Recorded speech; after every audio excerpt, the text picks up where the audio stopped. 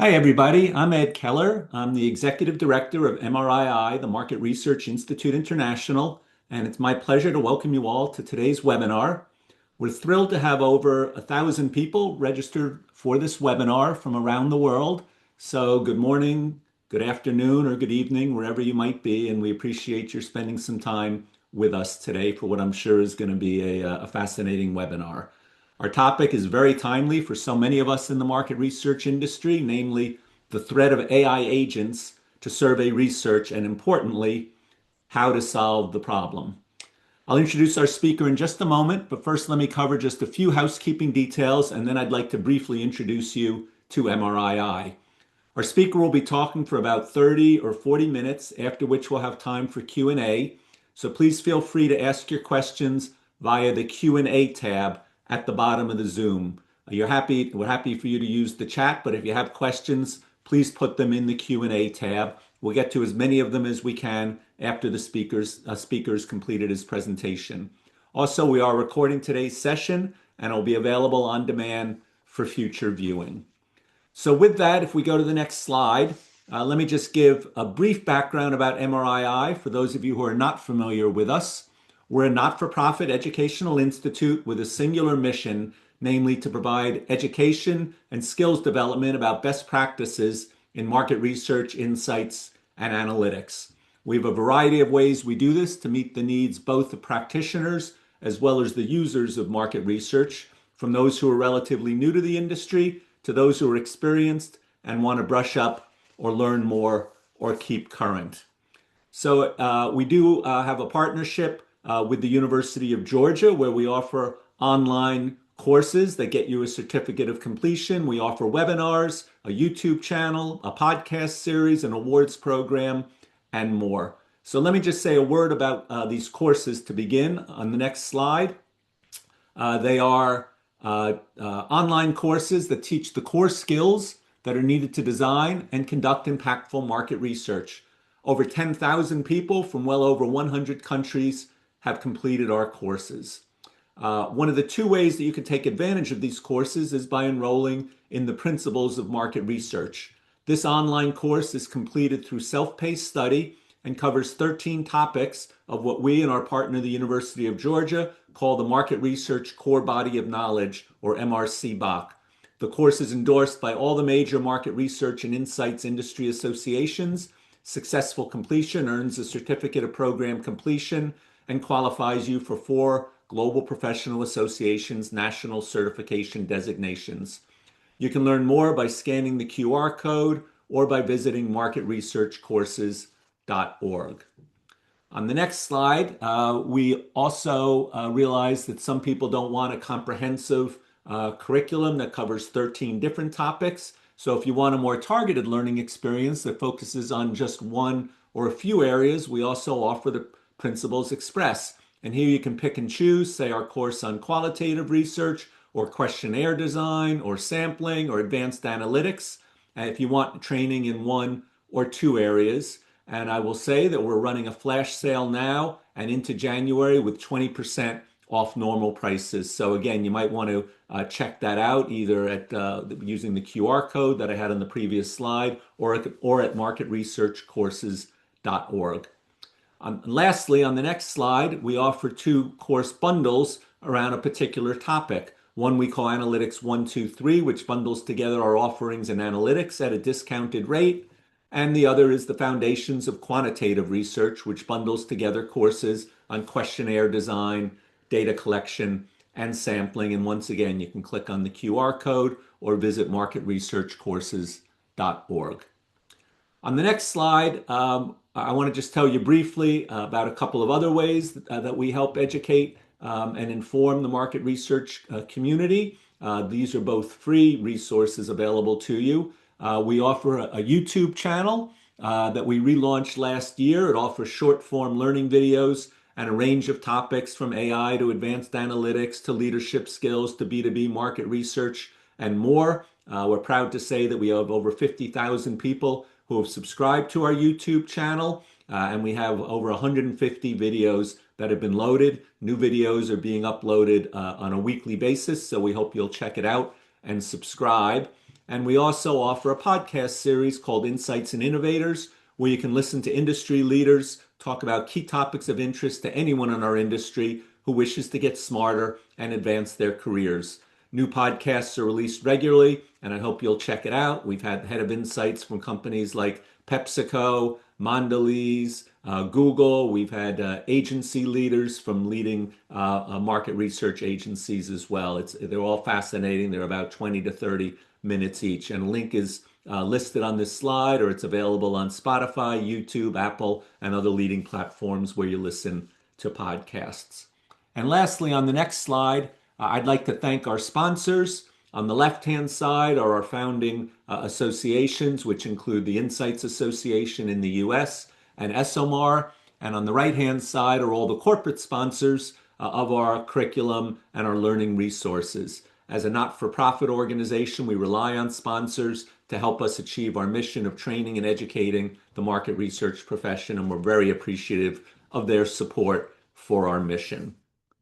So with that, let me just introduce our speaker for today. If we go to the next slide, today we're going to be talking about the challenge posed by AI agents who want to disrupt the survey research process and what we can do to combat what our speaker calls an existential threat. Leib Litman, PhD, is co-founder and chief research officer at CloudResearch, an online platform for conducting social science and market research. His latest research explores how emerging AI technologies can be integrated with classic psychometric principles to create more valid and scalable research instruments. Leib's had over 30 years of experience teaching research methods. He's written close to 100 articles and book chapters in experimental and cognitive psychology. And his latest book is Research on the Cloud, an introduction to modern research methods in the behavioral sciences, published by Cambridge University Press. So thanks very much for being with us today, Leib. We're excited to learn from you. And with that, let me turn it over to you. Hey, thank you, Ed, and thank you everybody for being here today. A couple of weeks ago, a paper came out in a major research journal that essentially said that AI agents pose an existential threat to survey research, and they went so far as to say that maybe it's time to abandon online survey research entirely and to go back to the old days of mail, paper and pencil surveys. And so in today's talk, I'm going to be addressing that issue and exploring the extent to which AI agents pose a real threat to the survey research industry, and whether, in fact, maybe it is time to go back to the horse and buggy days of survey research, or perhaps maybe that is a bit of an exaggeration. So in today's talk, I'm going to be focusing on the threat from AI agents to survey research. But before that, I'm going to talk about an older problem and a more pervasive problem of human fraud, because really together, the human fraud in online research combined with the threat from AI agents is what really creates the problems at scale that the industry may be facing today. After describing both the human fraud problem and the AI agent problem, I'll talk about some of the solutions that already exist to be able to address both. And then I'll talk about some of the future directions of battling AI agents and what is likely to come in the near future. So let me just first start by taking a step back and reflecting on the fact that the survey research industry is immense. There are over 5 billion surveys being completed every year, and they fuel many diverse industries, everything from polling to medical research to social science research, and of course, market research. But what is known about these 5 billion surveys that are completed globally every year is that a very large percentage of them actually come from problematic sources, including fraudulent respondents, including click farms, and many other sources that require those surveys to be removed from the analytic data.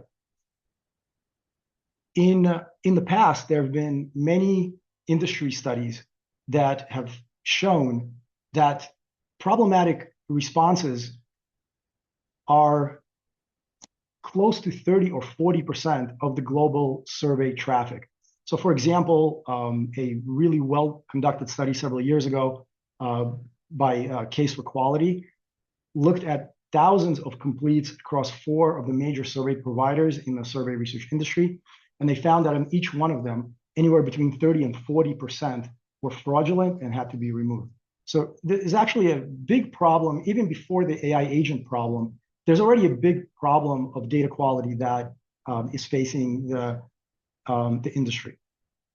And one of the things that we do at CloudResearch is we have many different technologies. And one of the technologies that we have is called Sentry. Sentry is used to identify problematic participants, bots, and fraud prior to entering the survey. And Sentry has about 200 million completes in a typical year. And so we're able to see the global scale of fraud across 200 million surveys. And one of the things that we see is that about 40% of responses actually have to be removed. So 40% of 5 billion is a lot. And one of the things that we've been doing over the last 10 years is conducting extensive research to investigate where does that fraud come from? Who are the people who are filling out billions of surveys in a fraudulent way? And one of the things that we do is we take surveys that are on Sentry that we can see are coming from fraudulent sources, and we reach out to those participants and we invite them to take studies with us, knowing that they're not good participants, that they're problematic sources of data, but we ask them to take these surveys while on video. And so, we pay them $50, sometimes more, sometimes a lot more, to take a survey that's on the screen while we actually can see them, and we study what's going on, where's that data coming from, who are these people, what are they doing, what are the apps that they're using, and so forth. And so for a few minutes, I want to share with you some of the things that we found in the course of that research. So one of the things that we see when the video turns on is a scene that looks something like this. I'm going to play a video. Again, this is a person who is taking a survey that is supposed to be only for US based participants.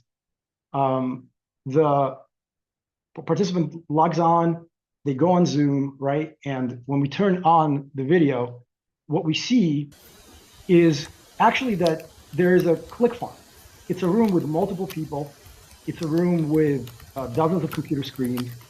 When we try to talk to them in English, they don't really understand English very well, which means that they don't understand the language of the survey, which means that they can't possibly really be responding to the survey because they don't understand it. They talk to each other, they try to problem solve. They use all kinds of apps to appear as though they're in the United States. In this particular case, this click farm is in India.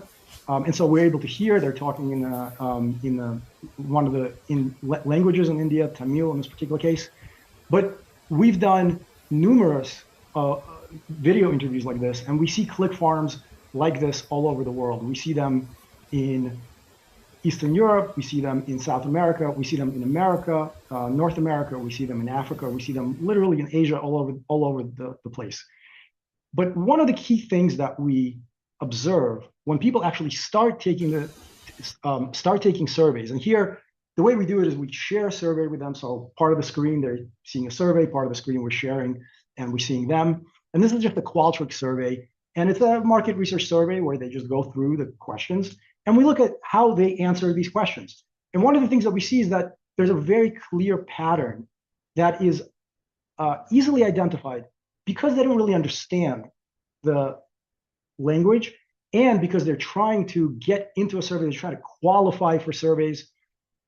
There's a distinctive acquiescence style that we observe across the overwhelming majority of these types of fraudulent click farms. So, for example, if you look at the screen, one of the question that is on the survey here is, did you recently purchase a home in McMullen, Alabama? And this participant clicked yes. Yes, he recently purchased a home in McMullen, Alabama. Now, one of the reasons that we have this question is because we know that McMullen, Alabama has a population of 32 people. And so that is just not the kind of place where people typically buy homes. And this is just one example of the kind of misinformation that is likely to be produced by surveys that I've filled out by people who are in click farms. And it's not just their location that they misrepresent. We ask them questions, for example, about hair care products that don't exist. Do you use these products? And the answer is 80 to 90% of the time, yes. Have you had your house entirely repainted in the last 7 days? The answer is yes. Here's another screenshot from another click farm. And sometimes we do these interviews right in Zoom. And what we found was it really doesn't matter what questions we ask. We can ask questions about literally anything, like, did you attend Donald Trump's funeral? And the answer is yes. It doesn't matter because they're not reading it, and they don't really care what the question is. They want to qualify for surveys. And so if the survey is only for people who own Nike shoes, and there's a question about that, they're going to say yes. They say yes to everything. It's a certain kind of acquiescence style. Do you work as a petroleum engineer? The answer is yes. So these click farms that are all over the world are really just the tip of the iceberg, because the global network of people who do this kind of thing can be easily observed on social media. So you can go to YouTube, Facebook, Telegram, Reddit, and you can find entire Facebook groups, for example, with 44,000 followers and 6,000 members, and they're all talking about, they're posting daily videos on how to circumvent safety checks and online panels, and they describe step-by-step processes for posing as US citizens and for renting US cell phone numbers and using proxy servers and using IP addresses.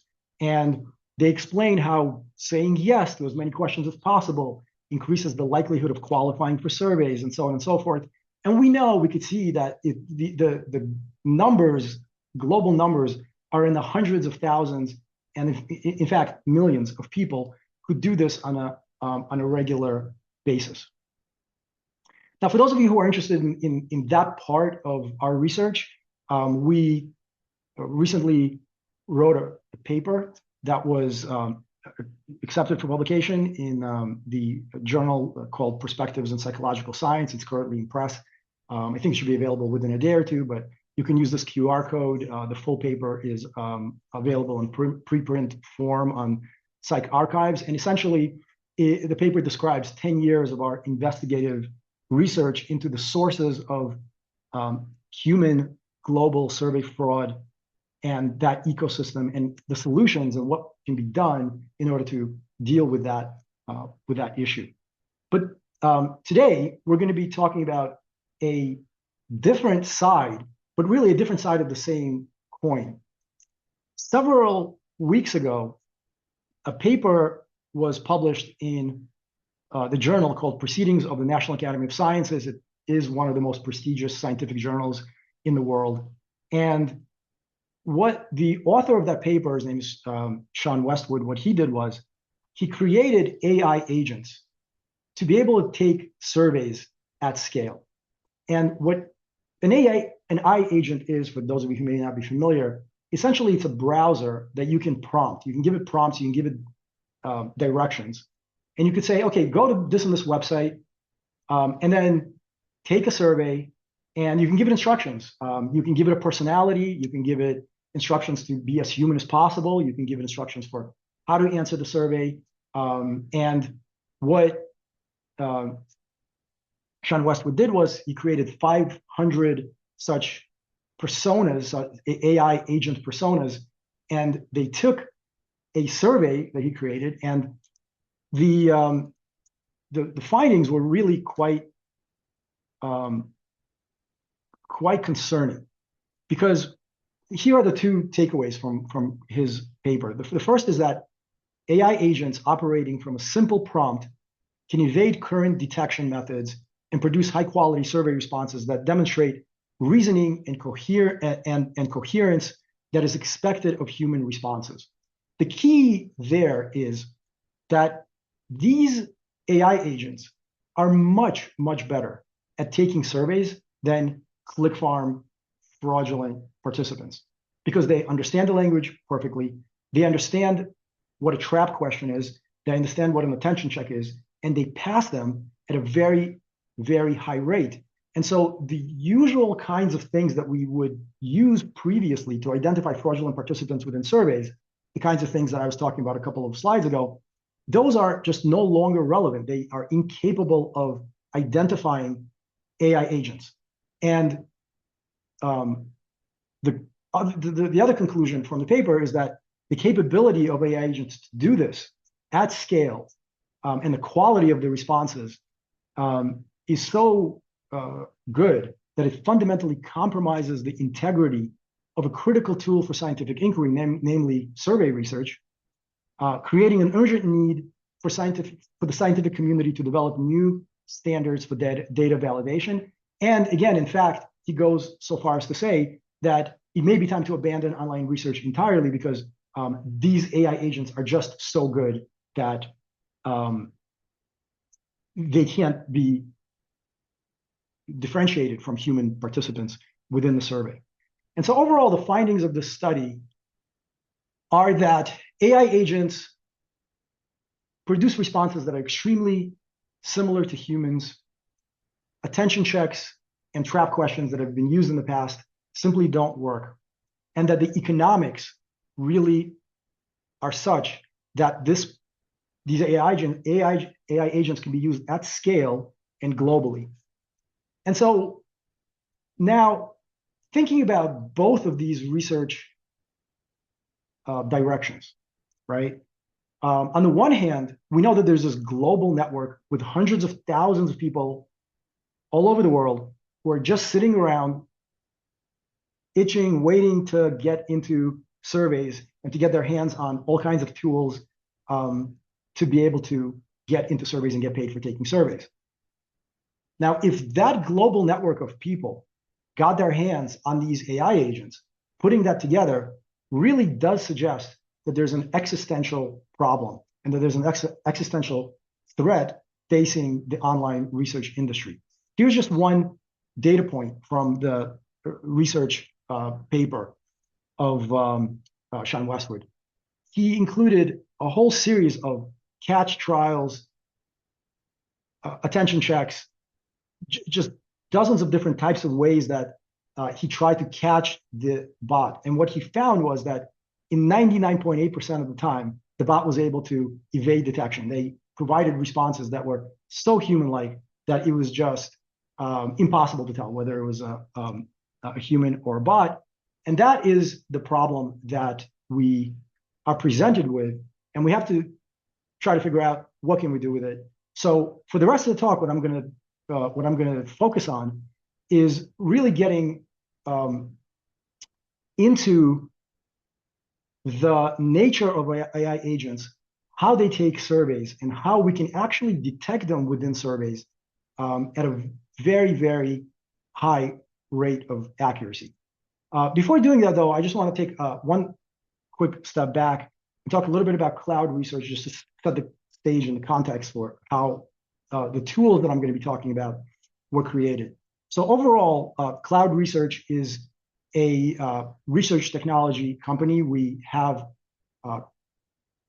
technology and applications for essentially the entire range of the research process, starting with a survey creator. There's a very flexible survey creator within which we can create surveys and have humans and AI agents take the survey to try to identify them. That's what's going to be the focus of my talk today. Also, we have, as I mentioned before, a different tool called Sentry, which is a pre-survey tool through which we see global traffic of hundreds of millions of people. And that is also extremely relevant for what I'm going to talk about, because through that, we could actually observe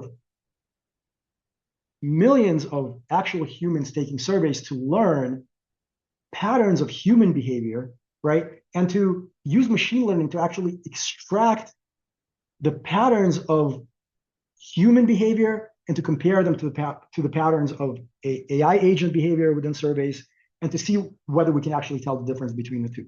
So what I'm going to do is I'm going to show you here an Engage survey. So again, the Engage is a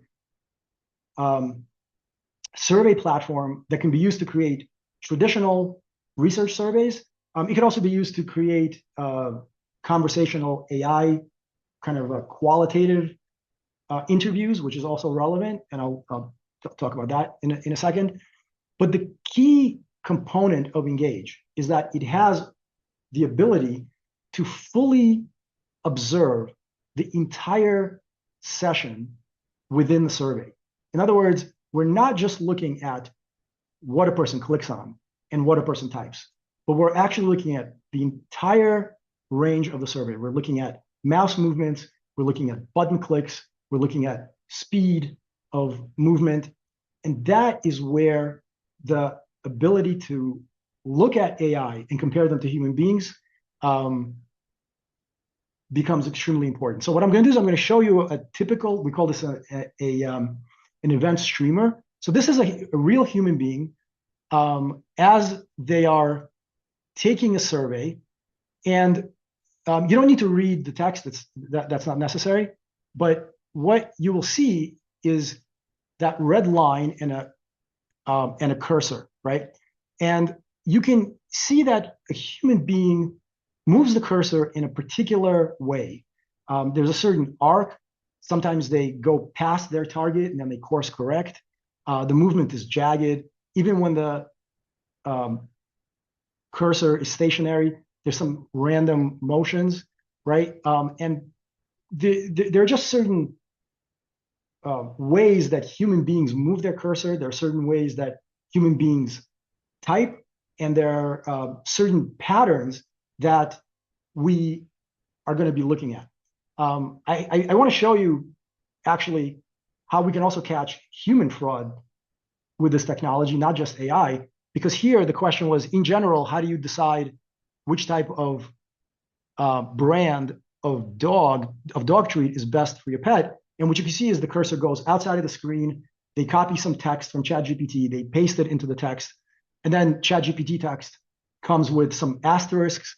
They try to sanitize the text. They don't want the grammatical signatures of ChatGPT to be present in the text. So they're removing the asterisks, right? They're sanitizing the text. They're making some changes.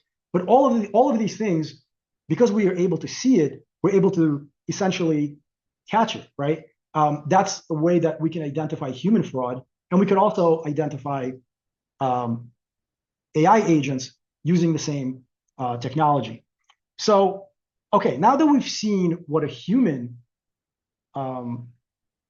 response looks like, let's take a look at a similar survey where this time it's an AI agent. So this is a survey where we, as you can see here on the left, our team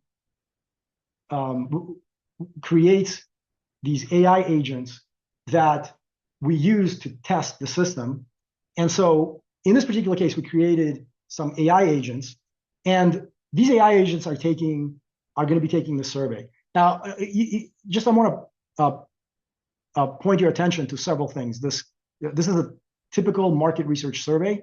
There are some demographic questions, and there are also some of these catch questions that we put in there. So, are you currently a member of a non-existent LPA group? You see how the AI says no. Are you currently employed as a petroleum engineer? The AI says no. It's very smart. It's able to look at images. It's able to describe the images. It's able to navigate matrix questions. It's able to navigate sliders. It's able to do a lot of very sophisticated things. But I want to point your attention to just something that is extremely interesting. And that is, here's a question that is a very sophisticated trap question, particularly for an AI agent. As you can see here in these slides, the picture depicts someone who is, a fire eater. And what the question asks is, before taking the survey, were you aware that the term fire eater historically referred to a group of pro-slavery Southern Democrats, which was in fact a real political group in the United States in the early 1800s? Now, the vast majority of people don't know this, but you would think if you would ask an AI agent, it would say, yeah, of course, because it knows everything. Yet, because it was instructed to respond like a human, it actually said no. So it literally lied about what it knows in order to present itself as a human being. And this just goes to the point of the PNAS paper, that these agents are really sophisticated, they're really smart. Now, let's at the same time take a look at the video that the event stream that captures the cursor movements during this session. So first of all, you can see that the cursor is completely stationary. And once the decision is made, it makes a straight line that is instantaneous for the response. And it keeps doing that, right? It kind of makes sense from the AI agent perspective, right? The AI agent is going to think. While it's thinking and trying to figure out what to respond, it's not doing anything with the cursor. It's going to go straight to the target once it figures out that that's what it wants to do. And then it's going to just move on to the next question. So if we look just with the naked eye at the behavior within the survey of an agent, we can see that it's actually very easy, even with the naked eye, to identify this as non-human, okay? Now, this particular session is with an out-of-the-box AI agent, which that's what the vast majority of people have access to. In our, at CloudResearch,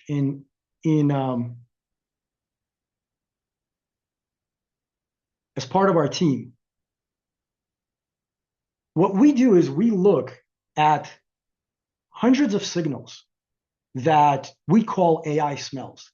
And we typically group these signals into three parts. There's text input patterns. So the way that the AI types out its responses is typically a big tell. The way that it modifies responses, the way that its cadence unfolds. There's no error correction. Usually there are certain grammatical features that can be detected. But really, it's the navigation of the survey through mouse trajectories, the curvature of the mouse, scrolling behavior, timing behavior, various sequences within which things are done within the survey, and then the timing and response speed. All of these are things that we look at. We have hundreds of signals. And then the question is, what do we do? What do we do with these signals?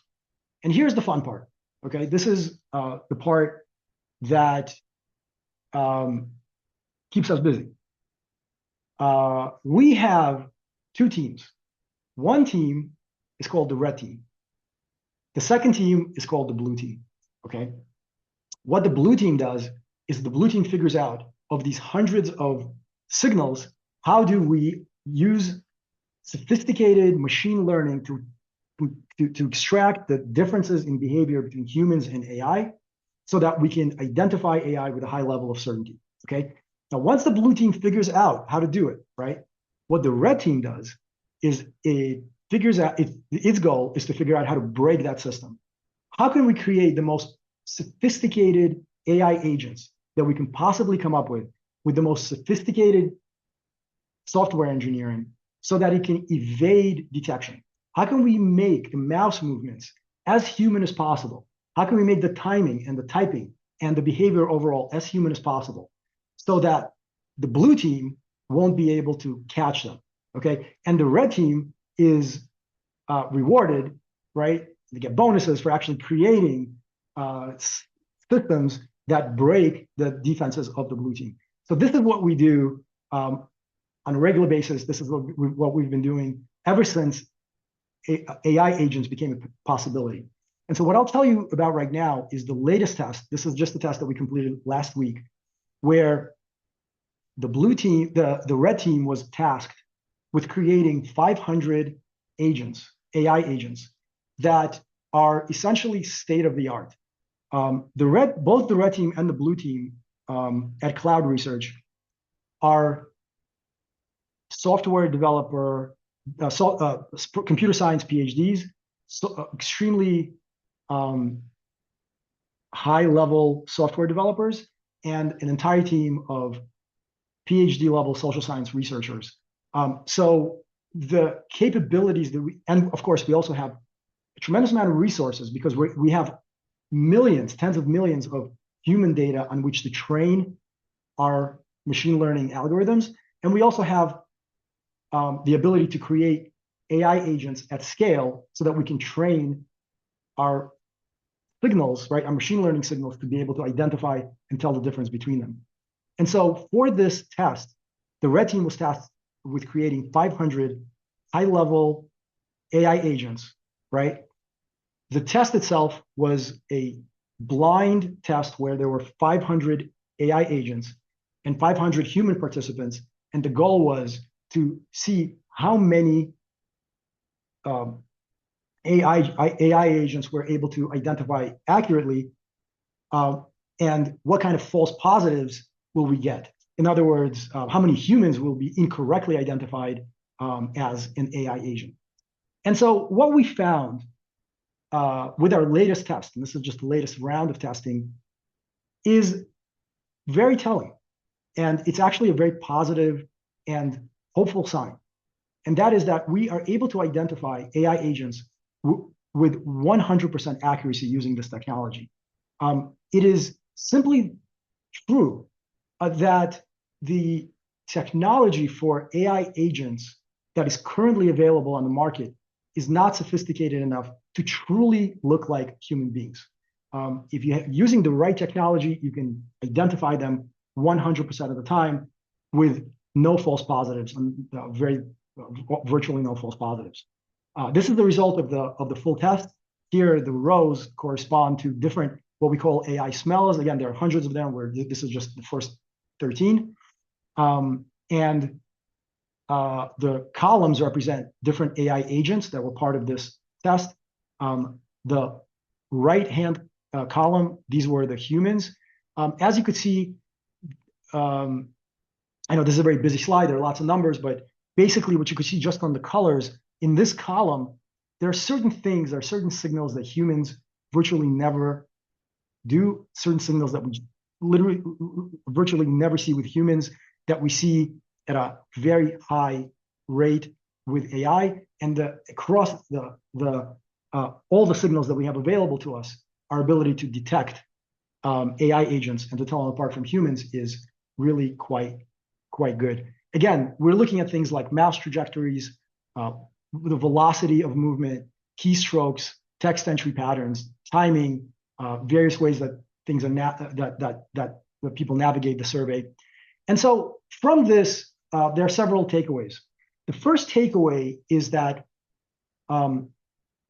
we do have to take seriously the fact that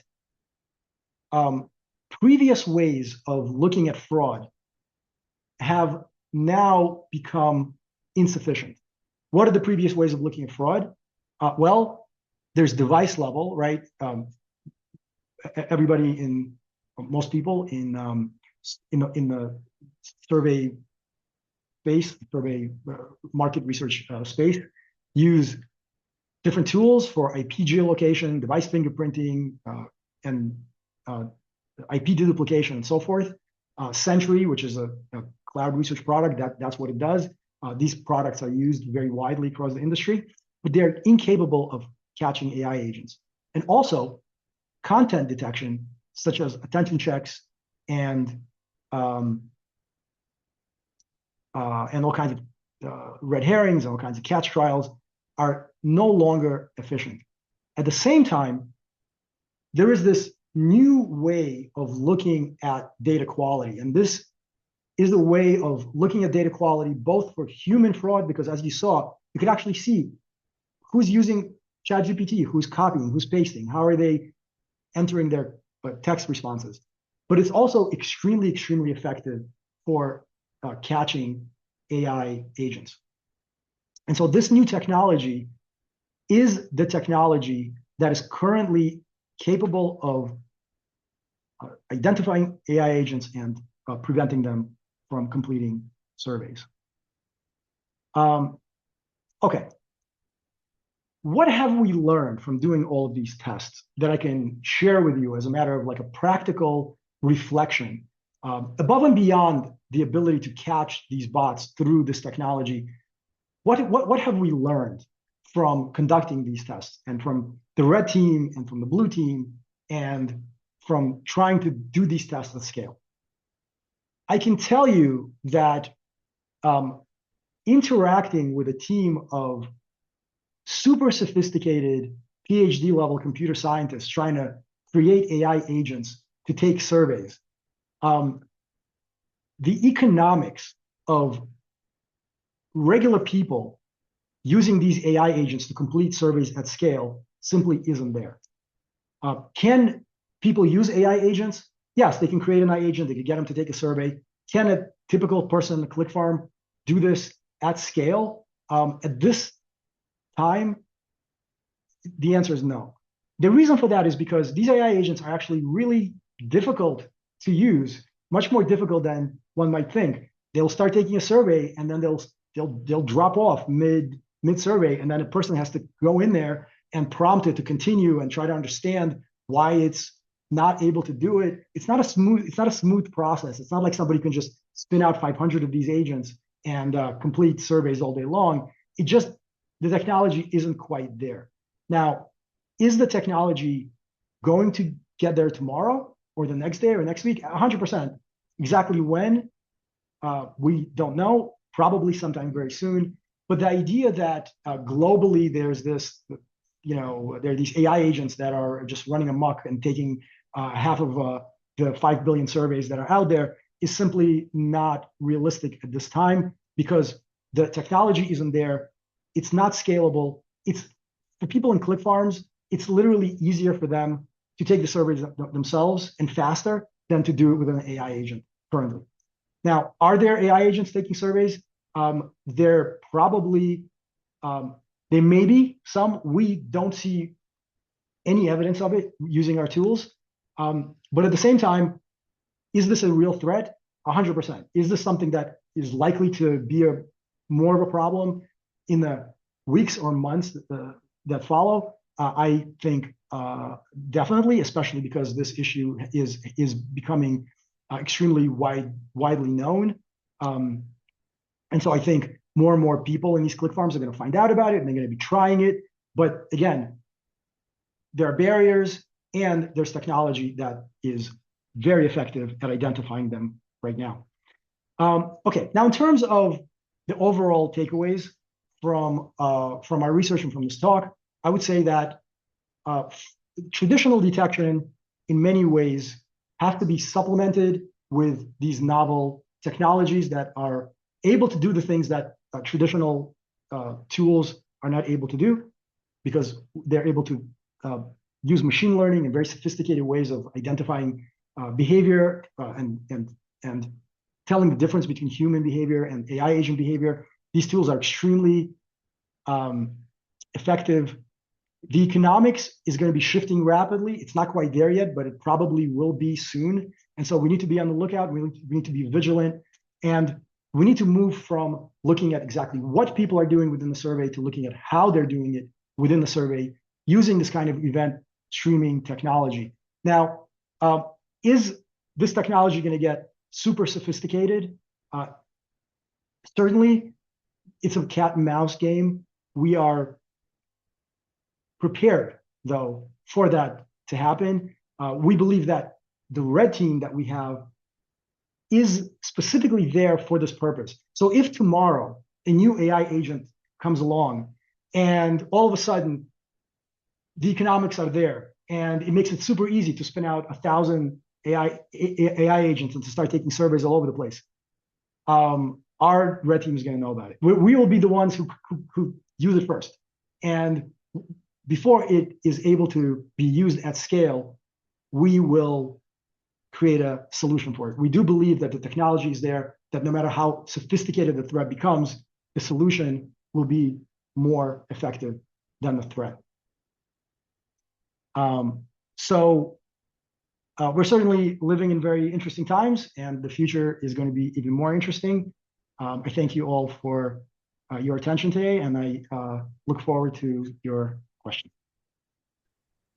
Perfect. Thank you so much, Leib. We really appreciate everything that you've shared here. You're getting some hand claps. So unless that's done by the AI bots, our audience appreciates everything you've shared. We have quite a number of questions, well more than 20. So and we've got a little under 15 minutes. So let's just jump right in. So one of them says, did the Westwood paper talk about how common AI survey programs are currently?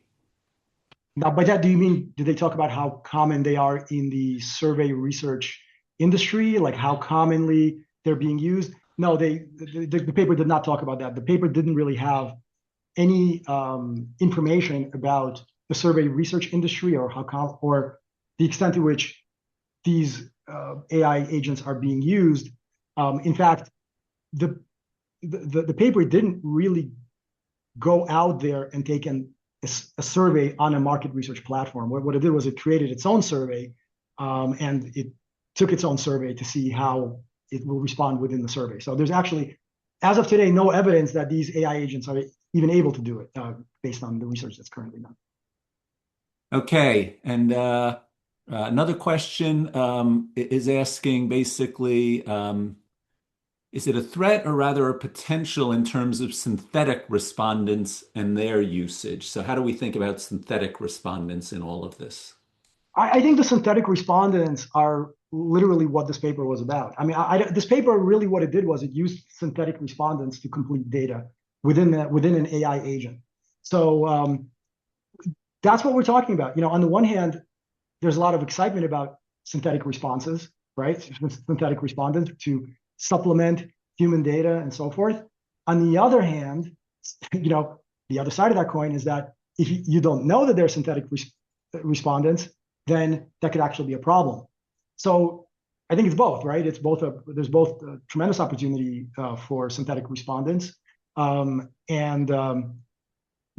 fact, our red team that's really one of the things that they work on, right? Is that they create synthetic respondents, not just for this problem, but just in general, because this is something that is a very interesting and developing methodology within the field. So I guess like all technology, there's potential for good and evil there.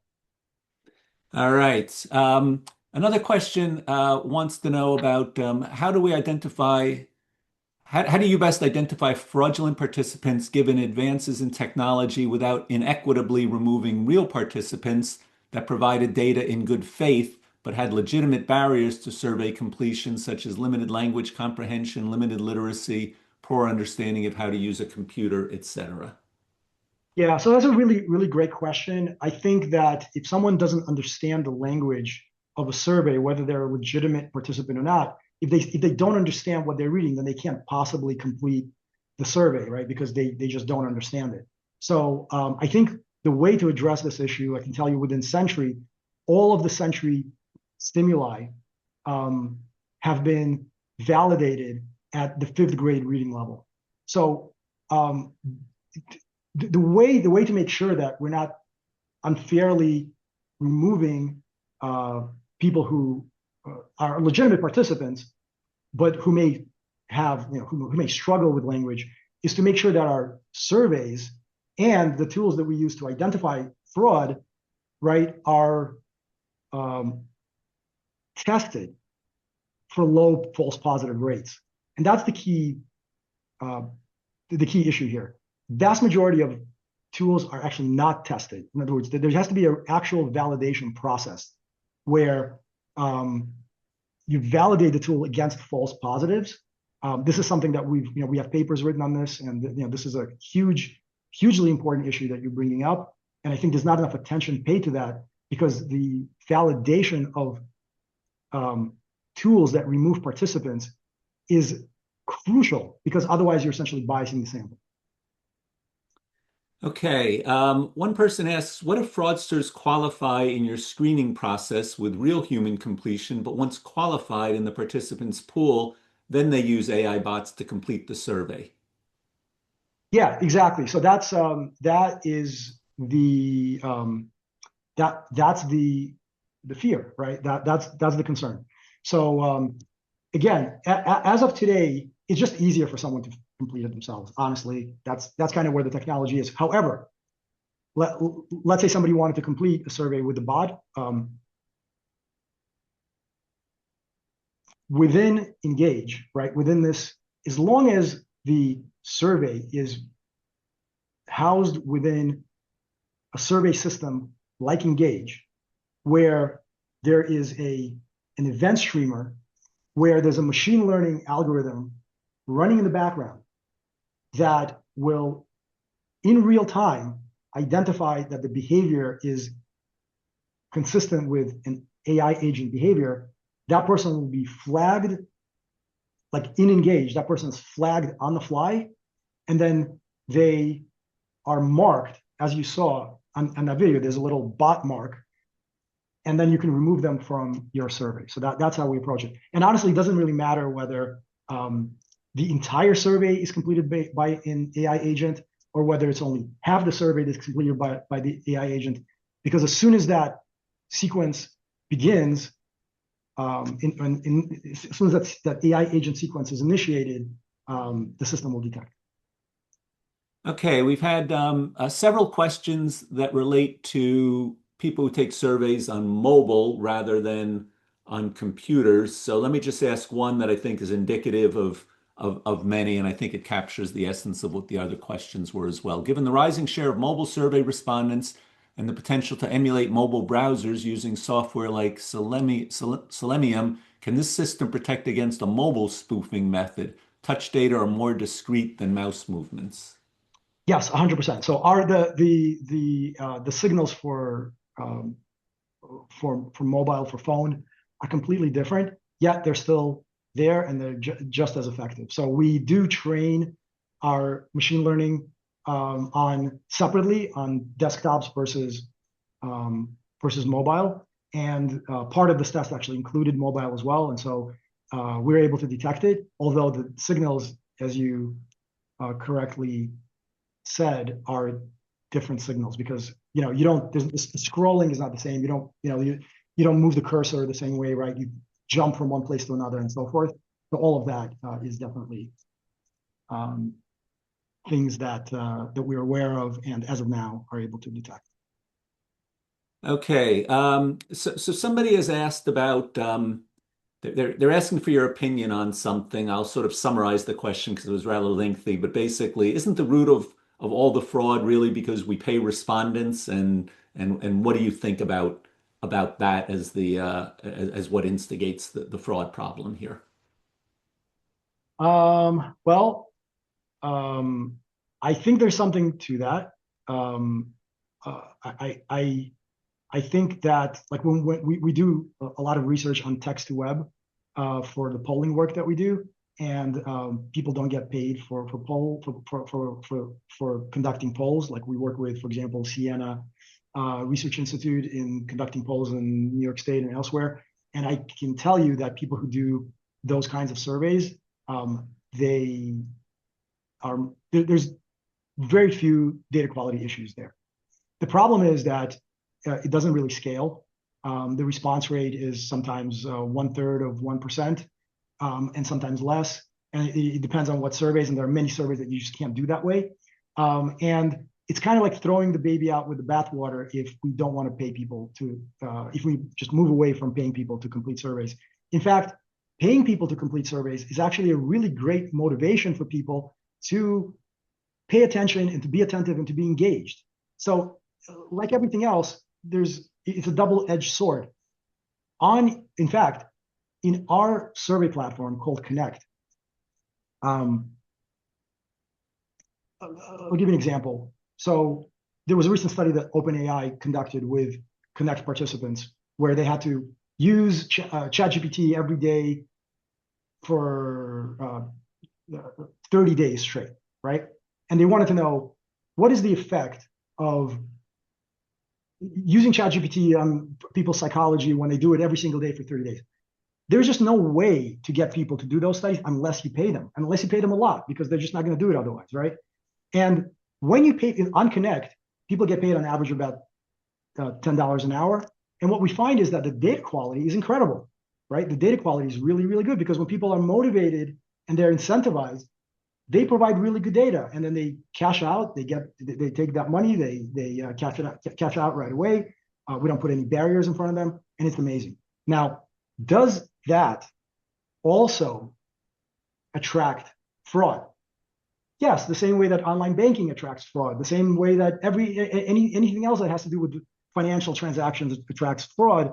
And I think that the answer to that is not to, again, throw the baby out with the bathwater and say, "Oh, we don't want to pay people anymore." It's to say we do want to pay people. In fact, we want to pay people a lot more than we're paying them right now in a typical survey. Right? We want to treat people with respect and really motivate them to be engaged and to participate and to pay attention, right? To really make it worth their while. But at the same time, just like the banking industry spends trillions of dollars, right, preventing bank fraud, the survey industry has to invest in preventing survey fraud, right? Because if we don't invest in it, and we haven't been, frankly, investing in it very much, maybe until recently, then the outcome is going to be that there's going to be fraud. So I think it's really a matter of being more vigilant rather than to move away from paying people. So we probably have time. We've got 2 minutes. I can't find the question right this second, so I'll just summarize because I think it's kind of interesting. Somebody asked about whether you're working with any of the national bodies, say like the Market Research Society in the UK, who's trying to make survey fraud a crime. And are you involved in any of those types of initiatives?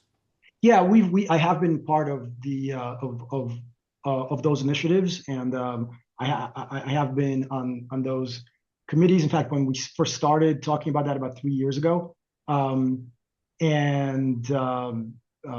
I know that that's progressing. I think the focus, our focus was to make it to essentially put pressure on social media groups that allow for those groups, right, to proliferate, where people openly talk about fraudulent activities and fraudulent tools that they use, right? Would go, the idea was to go to YouTube, to go to Facebook, and to say, look, you have to prevent this from happening. You have to shut these things down. So I'm not entirely sure where that is right now in terms of whether that's going to happen, but that is something that there's been a push to try to do. Frankly, I don't know how effective it's going to be, because people are always going to find ways to gather and to discuss these things, and I don't think that's going to make fraud go away. I think it really is a matter of essentially putting the effort and the resources into using the right tools. But I do think that those are important initiatives. All right, we have time for 30-second answers. They like to say on the TV news sometimes. It says, I ran a Qualtrics survey on CloudResearch Connect over the summer. Would CloudResearch have filtered AI agents out based upon behavioral signatures in that case, or would that only be possible when using CloudResearch's proprietary survey maker? Yeah, it would have to be through the Engage survey platform. So, but however, I hope you found that the data quality on Connect was good, and that you did not need that additional layer. But feel free to reach out and let us know what you found. We'd love to hear from you. Okay, great. So we've got a lot more questions that we didn't have time for. We're going to share those with Leib, and he's going to try to answer as many as he can, and you'll hear back from us. If we can just wrap up on the next slide. We at MRII do have our next webinar will be in January. This wraps up our 2025 webinar season, and in 2026 on January 21st, again, noon Eastern time. We'll be looking at inside real life, unlocking breakthrough insight with mobile ethnography. So another very interesting and emerging area in our industry. So with that, I'm going to thank everybody for joining us today. I'm going to particularly thank Leib for being with us and for sharing all this fascinating and important knowledge. And have a great holiday season, everybody. Happy New Year, and we'll see you all in 2026.